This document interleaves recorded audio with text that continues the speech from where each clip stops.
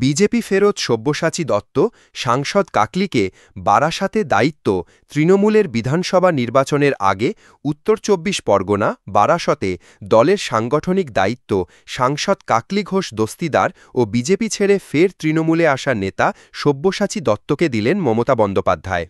রাজ্যের অন্য জেলাগুলি থেকে অনেকটা পরে উত্তর ২৪ পরগনা বারাসত ইউনিটে পদাধিকারিকদের নাম ঘোষণা করল তৃণমূল।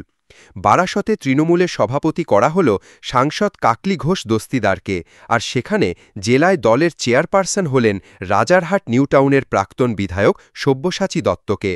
গত বছর লোকসভা ভোটে বারাসত ধরে রাখলেও বেশ কিছু জায়গায় খারাপ ফল করে রাজ্যের শাসক দল। কাকলি সব্যসাচীর কাজ হবে এই জেলায় দলের গোষ্ঠীদ্বন্দ্ব সামাল দেওয়া। বারাসত লোকসভার ৭টি আসনেই গত বিধানসভার সহজেই জিতেছিল তৃণমূল।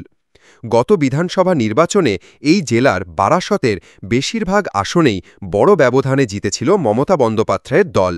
তবে এবার দিদির দলের কাজটা গতবারের থেকে কঠিন হতে পারে বলে মনে করছে রাজনৈতিক মহল।